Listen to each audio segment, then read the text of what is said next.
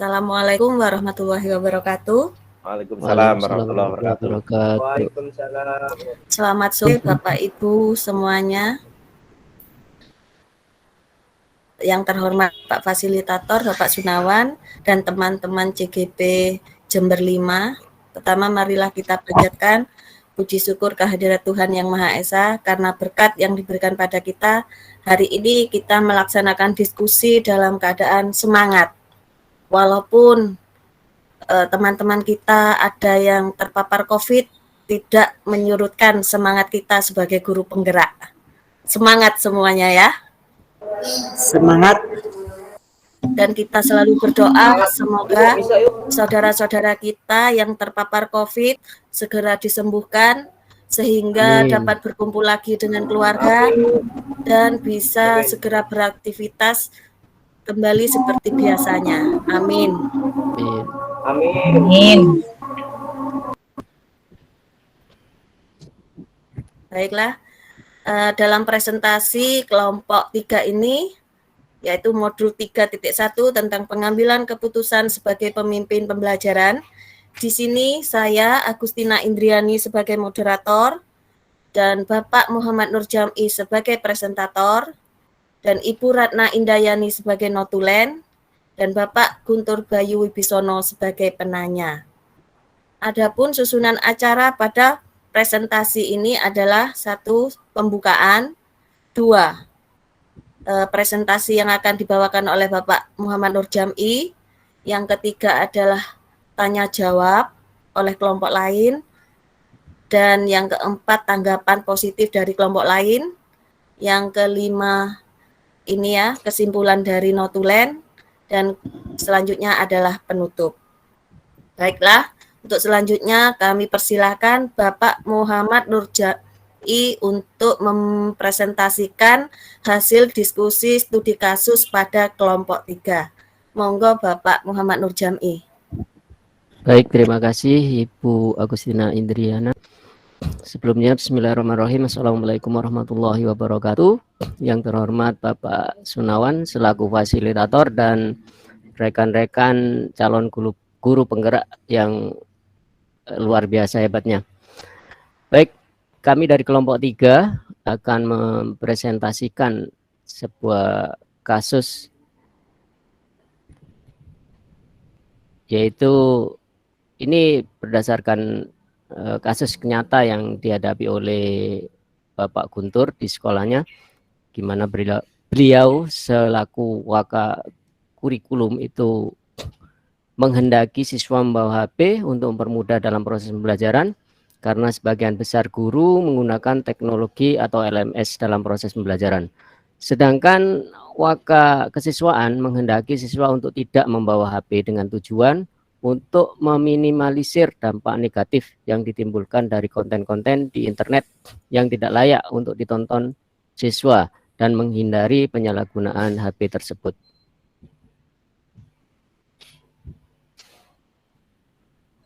Kemudian yang kedua, dari kelompok kami, kasus tersebut termasuk ke dalam situasi dilema etika, benar versus benar.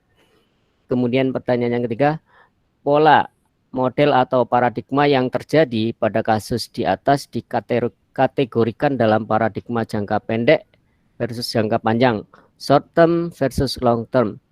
Dan yang keempat, prinsip dalam pengambilan keputusan pada kasus di atas memuat unsur dilema etika. Yang A, berpikir berbasis hasil akhir atau end-based thinking. Yang B, berpikir berbasis rasa peduli atau care-based thinking. Yang kelima, langkah pengambilan keputusan terhadap studi kasus tersebut. Yang A, nilai-nilai yang bertentangan, yaitu benar versus benar. Benar menurut waka kurikulum menyatakan bahwa murid membawa HP untuk memperlancar proses pembelajaran dan sesuai dengan kodrat zaman saat ini. Apalagi kita saat ini dalam masa pandemi, tentunya juga memasuki abad 21, maka ini mutlak dilakukan dalam setiap pembelajaran. Kemudian yang kedua, benar menurut Waka Kesiswaan untuk menghindari pengaruh negatif dari penyalahgunaan HP oleh murid. Sangat nyata di hadapan kita, bahkan di SD saja penyalahgunaan HP ini sering terjadi. Ya. Next. Kemudian yang B, pihak yang terlibat dalam situasi kasus tersebut yaitu kepala sekolah, waka kurikulum, waka kesiswaan, dan siswa atau murid. C, fakta-fakta yang relevan yang dipaparkan oleh waka kurikulum yaitu satu, pembelajaran abad 21 yang sesuai dengan kodrat zaman sangat memerlukan sarana untuk mencari berbagai sumber pembelajaran atau bahan pembelajaran. Kemudian yang kedua, penggunaan fitur pembelajaran yang ada di Google, misalnya Google Classroom, Google Sites, Google Drive, dan sebagainya, itu sangat mendukung atau harus digunakan sebagaimana tuntutan zaman.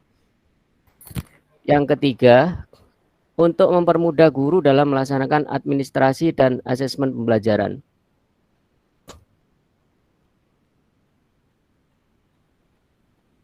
Kemudian fakta-fakta yang disampaikan oleh waka kesiswaan. Yang pertama, banyak murid yang menyalahgunakan penggunaan HP untuk bermain game saat pembelajaran berlangsung. Nah, ini memang juga fakta ya. Kemudian banyak murid menyalahgunakan HP untuk bermain TikTok, membuat konten negatif pada saat istirahat, bahkan pada saat proses pembelajaran berlangsung. Yang ketiga, fakta yang ketiga, berkurangnya kemampuan murid untuk bersosialisasi dengan teman karena sibuk dengan HP masing-masing. Dan yang keempat, masuknya pengaruh budaya asing, tentunya yang negatif, yang dapat mengikis budayaan bangsa atau kebudayaan tradisional kita. D, pengujian benar atau salah. Kasus tersebut berdasarkan pengujian benar atau salah, termasuk uji intuisi dilakukan untuk melihat dilema etika yang melibatkan dua nilai yang sama-sama benar, baik dari waka kurikulum maupun waka kesiswaan. Keduanya memiliki argumen yang sama-sama benar.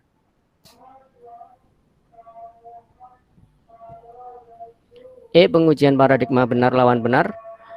Pada kasus di atas, situasi yang sedang dihadapi yaitu jangka pendek versus jangka panjang, short term versus long term. Jangka pendek dimaksudkan bahwa apa yang diharapkan waka kurikulum agar murid membawa HP adalah untuk kepentingan pada saat proses pembelajaran. Sedangkan untuk jangka panjang dimaksudkan bahwa apa yang diharapkan waka kesiswaan agar murid dapat menanamkan nilai-nilai positif dan dapat menghindari hal-hal negatif dari penyalahgunaan HP.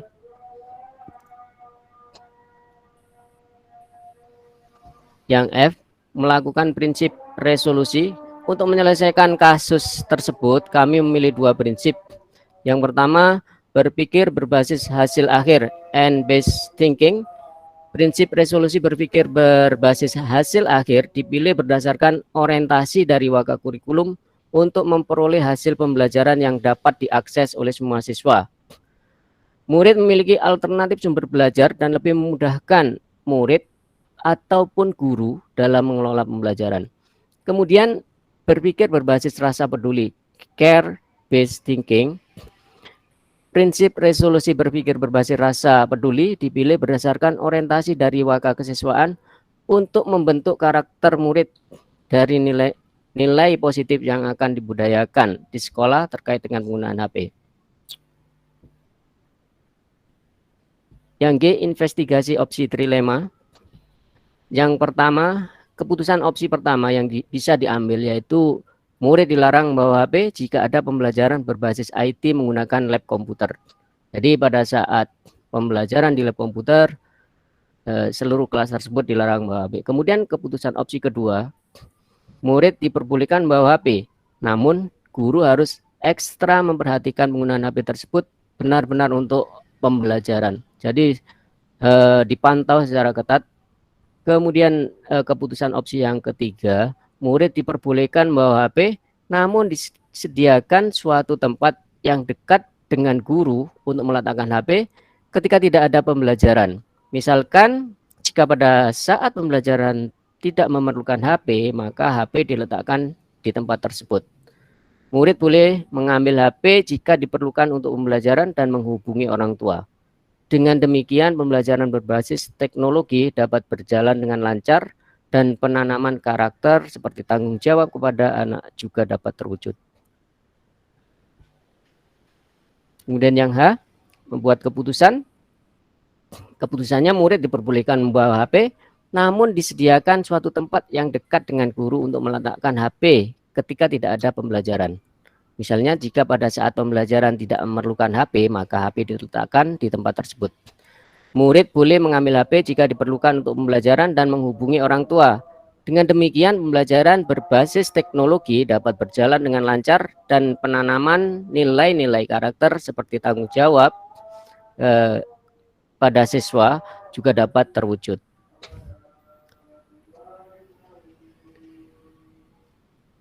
Yang I, lihat lagi keputusan dan refleksikan.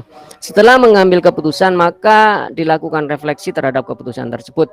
Keputusan yang diambil sudah dirasa tepat karena keputusan tersebut merupakan pilihan terbaik untuk murid, waka kurikulum dan waka kesiswaan, baik dalam jangka pendek maupun jangka panjang, karena keputusan yang diambil merupakan win-win solution bagi ketiga yang terlibat tadi. Saya rasa itu pemaparan dari kelompok kami, kelompok 3. Terima kasih. Assalamualaikum warahmatullahi wabarakatuh.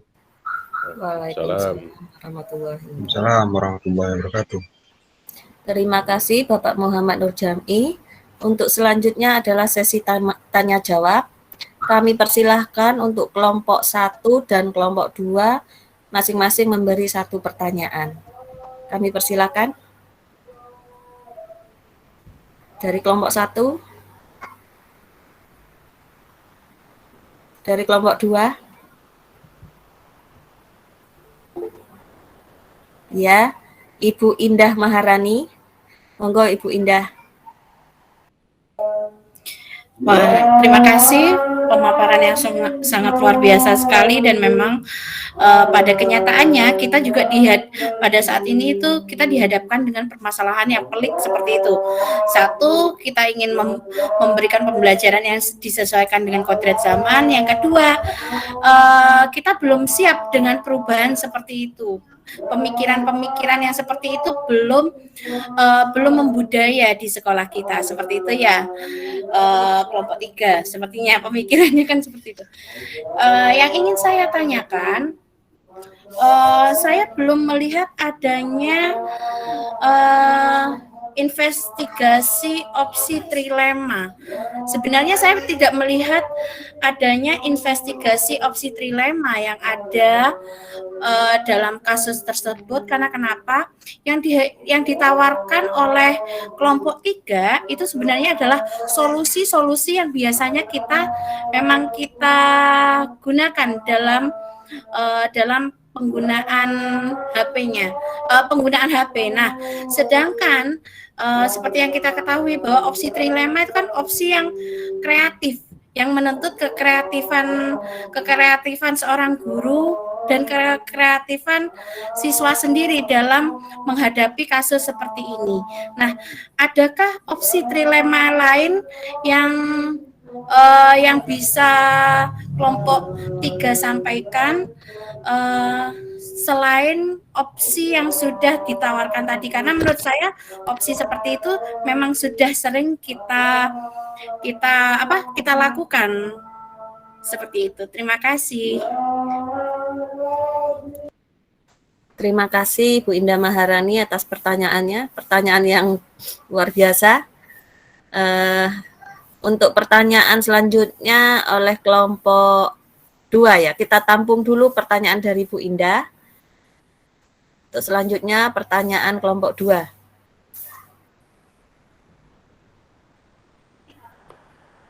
Monggo kelompok 2.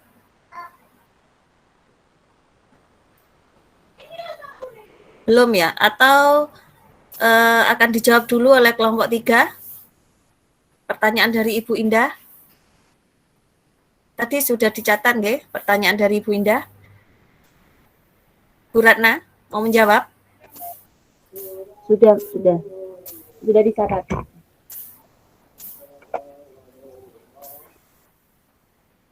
Ini yang mau menjawab dari kelompok 1 tadi pertanyaan dari Bu Indah, Pak Muhammad Nur Jam'i.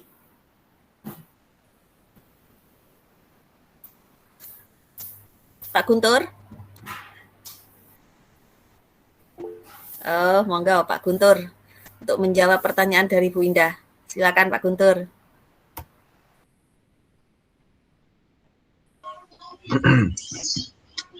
Baik, pertanyaan yang sepakat dengan apa yang disampaikan oleh Bu Indri tadi, bahwa pertanyaan dari Bu Indah ini sangat luar biasa sekali. Namun bisa diulang apa pertanyaan dari Bu Indah tadi? Saya bacakan ya Pak. Ya. Saya bacakan ya. Gini. Oh ya, Bu Ratna, sorry. Oke.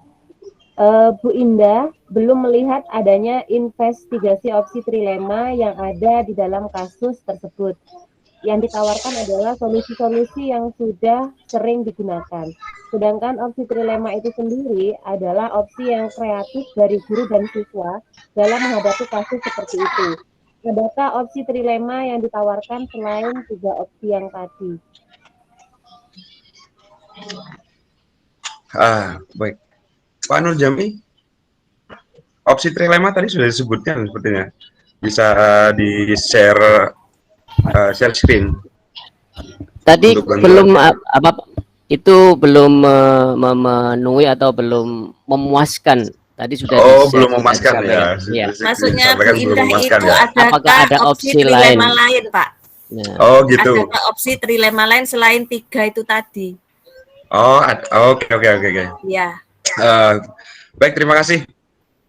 Semakin siang nih semakin nggak nyambung kayaknya saya ini. Enggak. Tapi saya berusaha menjawab. Baik, rekan-rekan di kelompok 3, izinkan saya untuk mewakili kelompok menjawab pertanyaan dari Bu Indah. Apakah tidak ada opsi lainnya gitu ya? Ada opsi lain untuk investigasi opsi trilema ini. Namun opsi lainnya itu berdampak lebih besar gitu. Berdampak lebih besar. Seperti contoh, opsi lain yang bisa kita berikan pada investigasi opsi trilema ini, murid tidak diperbolehkan untuk membawa handphone. Murid benar tidak diperbolehkan untuk membawa handphone karena kesiswaan melihat siswa belum siap, dan kita sepakat sebagai kurikulum mengetahui bahwa siswa belum siap memang untuk membawa handphone secara mental. Namun kalau misalkan itu dilaksanakan atau itu disepakati untuk ditetapkan sebagai keputusan bahwa siswa tidak diperbolehkan untuk membawa handphone karena alasan itu, karena melihat kenyataan dari siswa memang secara mental memang belum siap untuk membawa handphone ke sekolah, maka ini akan menghambat itu tadi, opsi terkait dengan opsi jangka panjang dan opsi jangka pendek. Nah, maka dari itu kelompok kita dari kelompok 3 menetapkan 3 opsi ini yang menjadi opsi yang paling dominan atau paling dekat dengan win-win solution tadi, gitu, untuk opsi investigasi opsi trilemanya ini, Bu Indah. Itu dari kelompok 3. Itu salah satu opsi lainnya kayak gitu. Baik, saya akan menambahkan mungkin Bapak Guntur. Oke, Pak Nur Jam'i, terima kasih. Ya, Pak Nur Jam'i, monggo. Ya. Baik, saya akan mencoba menjawab apa yang disampaikan oleh Bu Indah Maharani tadi, bahwa opsi trilema adalah sebuah inovasi dari sebuah solusi ya. Jadi di mana letak inovasinya atau pembaruan yang ada di dalam opsi tadi yang dianggap itu hal yang belum ada pembaruan, belum nampak. Secara implisit mungkin belum nampak, tapi maaf, secara eksplisit belum nampak, tapi secara implisit sudah sampaikan bahwa di sana jika siswa tidak dalam pembelajaran yang memerlukan HP, maka siswa tersebut tidak diperbolehkan menggunakan HP. Mungkin dalam hal ini inovasinya guru dapat menggunakan, selalu memberi tugas menggunakan HP. Jadi misalkan mereka membuat laporan berupa video tentang suatu materi pelajaran, maka siswa akan senantiasa menggunakan HP. Jadi di sini adalah mungkin inovasinya dalam metode pembelajarannya. Jadi menggunakan misalkan metode atau pendekatan pembelajaran, misalkan menggunakan pendekatan TPEK, misalkan technological pedagogical knowledge, yaitu ya content knowledge. Jadi senantiasa menggunakan HP. Jadi semua pembelajaran materi maupun evaluasi dapat diletakkan atau ditaruh di sana di HP. Jadi menggunakan HP. Saya rasa itu mungkin tambahannya. Terima kasih. Terima kasih Bapak Guntur sama Bapak Nur Jam'i untuk jawabannya. Bagaimana dengan Bu Indah? Ini ada Bu Rate mau menanggapi atau buat pertanyaan? Menanggapi. Monggo, Bu Rate. Itu kata Bu Indah tadi, guru dan murid agar kreatif ya. Waka Kesiswaan bilang kalau bermain TikTok itu, kalau siswa bawa HP bermain TikTok, main game, itu yang ditakuti siswa bermain game sama bermain TikTok ya. Jika waka kesiswaan itu dari kacamata negatif itu. Kalau waka kesiswaan bisa melihat dari kacamata positif, agar murid tidak bermain game yang tidak berguna, maka guru bisa mengarahkan supaya murid menggunakan game yang berisi pelajaran. Anak-anak senang, tujuan Bapak dan Ibu guru tercapai. Yang kedua, bermain TikTok bisa membuat murid bahagia juga. Bukan hanya murid ya, guru pun kadang butuh bermain TikTok supaya tidak jenuh. Seperti saya itu sangat butuh sekali. Agar TikTok tersebut bisa bermanfaat bagi murid, maka guru memberi tugas lewat TikTok dengan aplikasi TikTok tersebut, seperti tugas olahraga dengan kreasi murid masing-masing. Jadi pembelajaran menyenangkan dan yang diinginkan guru juga tercapai. Itu saja dari saya, terima kasih. Terima kasih, tanggapan dari Bu Rate sangat menarik sekali ya, berhubungan dengan game dan TikTok tadi, supaya tidak disalahgunakan, bisa untuk media pembelajaran. Game tentang pembelajaran dan juga TikTok untuk pembelajaran. Bagus sekali. Bagaimana Bu Indah? Ya, sepakat. Saya juga sepakat apa yang disampaikan oleh Mas Guntur tadi dan Pak Nur Muhammad Jam'i, juga Bu Rate, bahwa memang penggunaan HP itu memang pintar-pintarnya guru mengelola sumber belajar.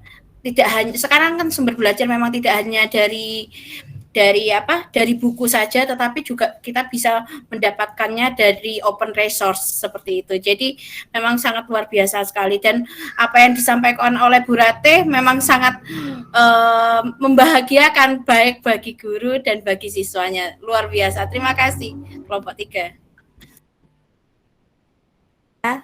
Terima kasih Bu Indah.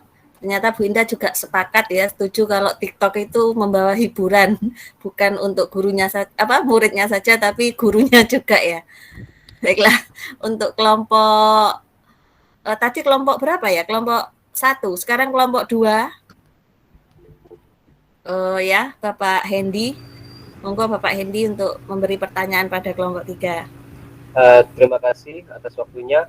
Yang saya tanyakan tentang analisis yang dilakukan kelompok 3 mengenai kasus ini sudah baik. Yang saya tanyakan mungkin ini juga bisa kami aplikasikan nanti di tempat kami. Setelah dilakukan pengambilan keputusan seperti itu, bagaimana tanggung jawab masing-masing yang terlibat, misalnya kedua waka itu, kepala sekolah, muridnya, bagaimana dalam menjalankan keputusan itu, rasa tanggung jawabnya. Saya hanya ingin tahu saja. Terima kasih. Terima kasih Bapak Hendy atas pertanyaannya. Yang ditanyakan Bapak Hendy adalah tanggung jawab dari waka kurikulum dan juga kesiswaan ya, dari hasil keputusan. Semuanya, semua yang terlibat di situ, itu kan setelah diputuskan pasti kan dijalankan bersama-sama. Ya. Keputusan yang diambil, bentuknya tanggung jawabnya itu seperti apa? Berjalannya seperti apa? Apa berjalan lancar dan lain sebagainya itu. Hanya ingin tahu. Ya. Monggo Ibu Ratna mau menjawab pertanyaan dari Bapak Hendy. Iya, terima kasih atas pertanyaan dari Bapak Hendy. Saya akan mencoba menjawab bagaimana tanggung jawab semua pihak dalam menjalankan keputusan yang sudah diambil. Keputusan yang sudah diambil ini tentunya harus disosialisasikan kepada seluruh guru. Jadi tidak hanya waka kurikulum dan waka kesiswaan yang menjalankan, supaya tujuan keduanya, yaitu tujuan dari pembuat keputusan ini berjalan dengan sesuai harapan, maka harus ada kolaborasi dengan semua warga yang terlibat, terutama guru. Kan tidak mungkin waka kurikulum, misalkan kalau di SMP itu ada 22 kelas, waka kurikulum ngecek tuh satu-satu kelas, kan tidak mungkin. Nah, jadi harus ada komitmen dan keputusan ini harus dijalankan secara konsisten. Baik waka kurikulum, waka kesiswaan maupun seluruh guru yang terlibat dalam proses pembelajaran. Jadi harus berkomitmen nih, guru kalau memang tidak menggunakan HP, ya HP-nya anak-anak harus diletakkan di tempat yang sudah disediakan begitu. Baru nanti ketika misalkan guru melakukan assessment, misalkan menggunakan Google Form, yuk diambil HP-nya, baru bisa begitu. Nah, jadi keputusan yang dibuat memang bukan tanggung jawab hanya satu pihak saja, tapi tanggung jawab bersama semua yang terlibat dalam proses pembelajaran. Jadi tugas dari waka kurikulum dan kesiswaan ini hanya mengkoordinir begitu. Ada evaluasi ya, sekedar evaluasi mungkin bagaimana setelah 1 minggu dievaluasi bagaimana proses yang terjadi di tiap kelas, apakah ada masalah atau tidak. Nah, itu yang bisa saya sampaikan. Jadi intinya adalah konsisten dan komitmen itu yang harus betul-betul dijalankan ketika kita sudah menjalankan suatu keputusan yang sudah diambil. Mungkin dari teman-teman yang lain bisa menambahi. Iya, saya sedikit menambahi, Bu Ratna. Bapak Nur Jam'i, monggo. Iya, terima kasih.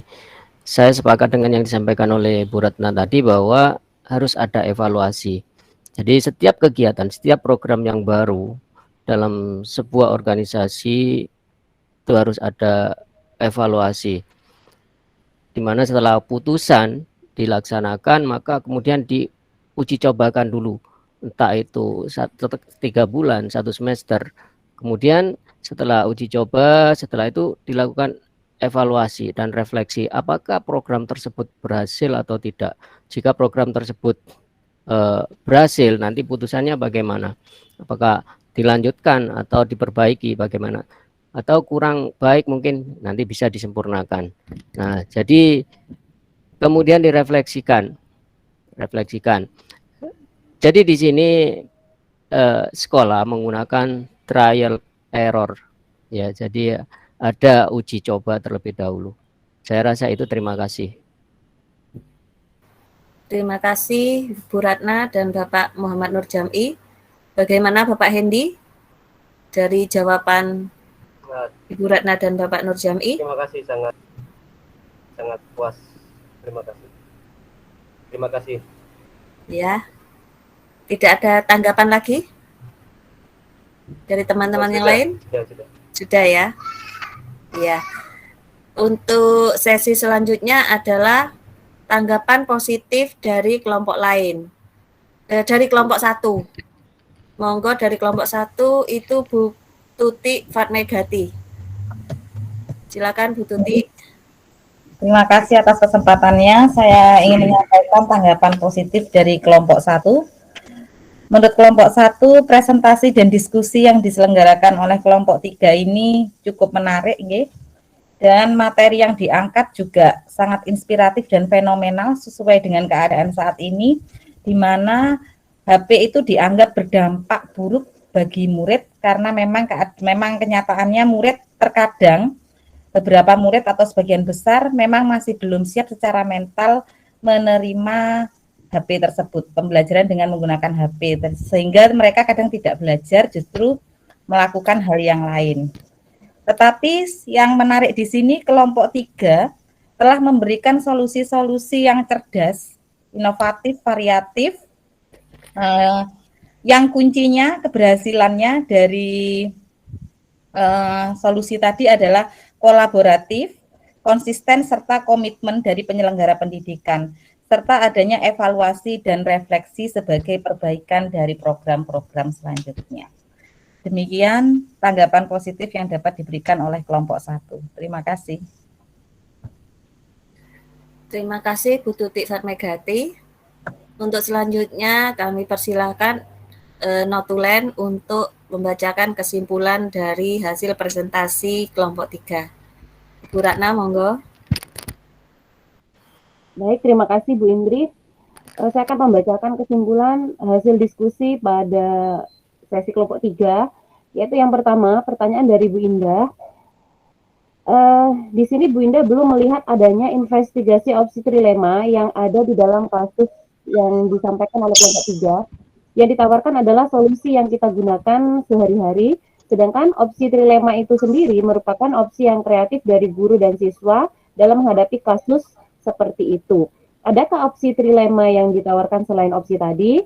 Pak Guntur menjawab, ada opsi lain, yaitu murid tidak diperbolehkan membawa HP karena siswa belum siap secara mental. Maka hal ini akan menghambat pembelajaran.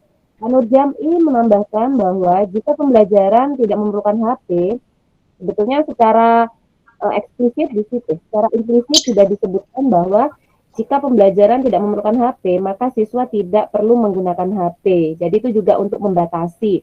Kemudian misalkan kebutuhan HP itu dibuat ketika misalkan membuat video, maka murid akan menggunakan HP. Alternatif lain yang bisa disampaikan adalah menggunakan metode atau model lain yang lebih kreatif.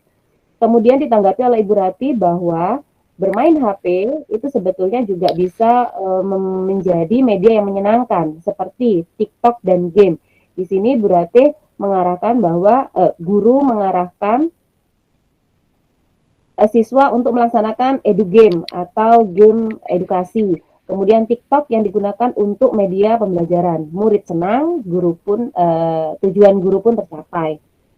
Kemudian pertanyaan kedua dari Bapak Hendy, setelah dilakukan pengambilan keputusan, bagaimana tanggung jawab dalam menjalankan keputusan?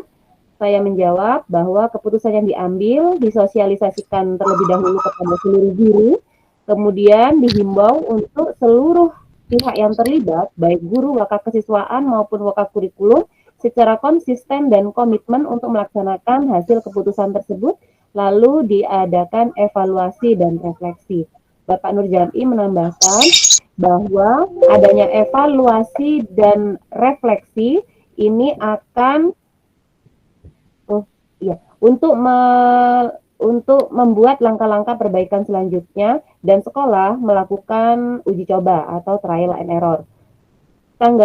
Kemudian tanggapan positif dari Bu Tuti, penampilan kelompok 3 sudah baik.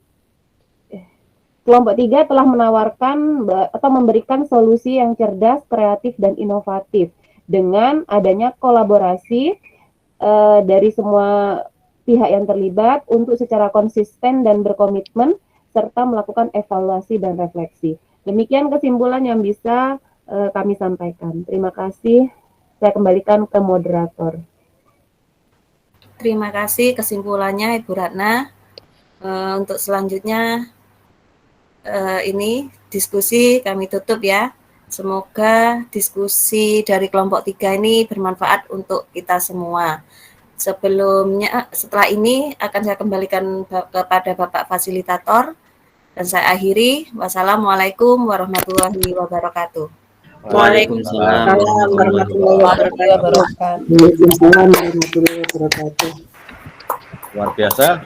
Terima kasih kelompok 3 tampilannya yang cukup hangat karena di situasi siang ini yang memang benar-benar hot ya, baik cuacanya maupun cuaca ekstrim ya, sepertinya memang begitu. Tadi suara saya dengar ya? Terdengar Bapak. Tadi ada pertanyaan dari Bu Indah ya ke kelompok 3 ke pertanyaan yang ditujukan kepada Pak Muhammad Nur Jakti tadi dijawab dan sudah merasa puas. Kalau kurang puas nanti dipuas-puaskan di rumah, Pak. Ya, silahkan berdua dipuas-puaskan sepuas-puasnya. Isoman Bapak. Isoman Pak. Isoman. Ini belum ketemu sama sekali ini. Ya. Serang wis. Nah, yang terpenting di sini ya, karena ini kan benar lawan benar ya. Di satu sisi di maka kurikulum dianjurkan dengan HP ya, karena dengan HP ya jangan tahu sendiri ya.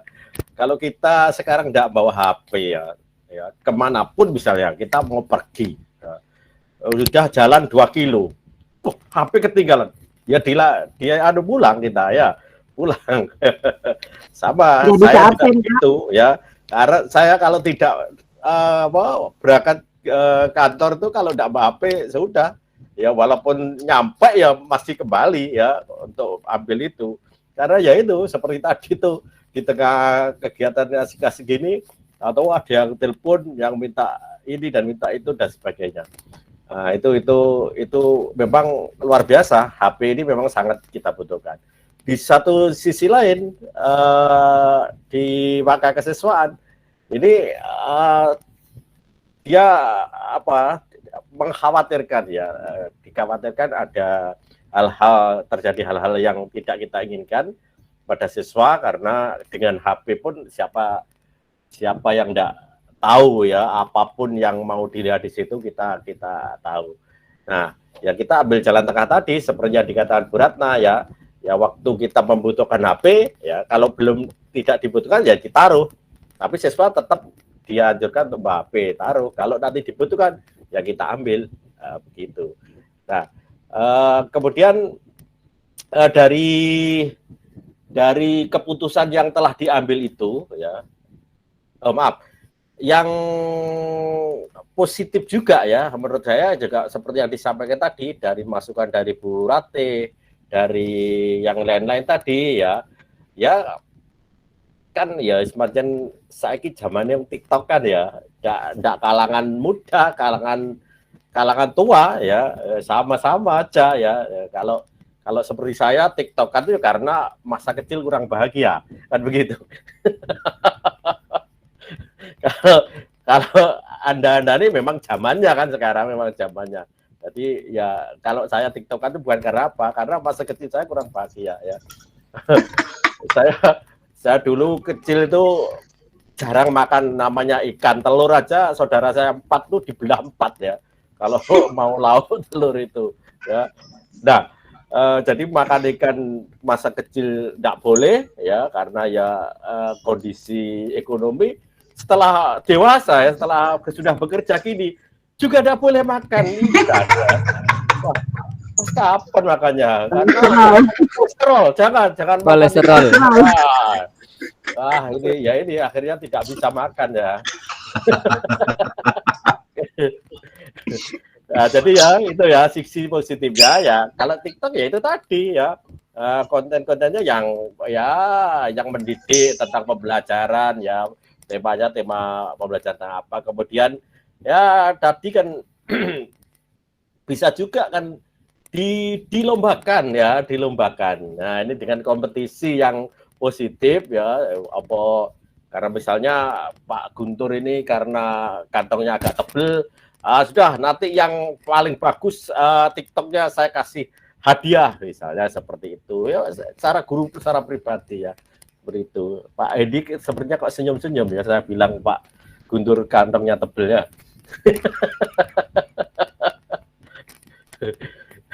Ya memang kalau laki-laki masih masih apa ya, disangsikan Pak. Ya sudah, taruhlah Bu Ratna ada ya, Bu Ratna ini yang kantongnya memang benar-benar tebel ini ya. Amin ya. Seperti itu. Amin, amin. Amin, amin. Jadi gitu ya. Bisa ya hal-hal yang kita anggap negatif tapi bisa menjadi positif. Jadi ya untuk biar berkompetisi yang baik ya, dilombakan itu ya masing-masing kelas seperti itu.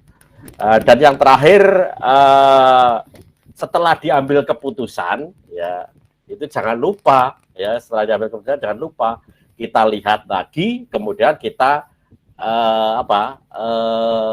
refleksikan ya seperti itu. Nah, tadi sudah dijawab oleh Bu Ratna bahwasanya setelah keputusan itu diambil, semua stakeholder dikumpulkan ya, diberi pemahaman ya akhirnya apa? Ya ini menjadi sebuah tanggung jawab, menjadi tanggung jawab bersama itu ya, tidak tanggung jawabnya Pak Guntur selaku Waka Kurikulum ataupun tanggung jawabnya dari Waka Kesiswaan saja. Jadi tanggung jawab semua atau stakeholder yang ada di lembaga tersebut. Saya kira itu luar biasa. Tepuk tangan sekali lagi untuk kelompok 3 ya. Oke. Ini karena waktunya semakin sempit ya, saya ingin tanggapan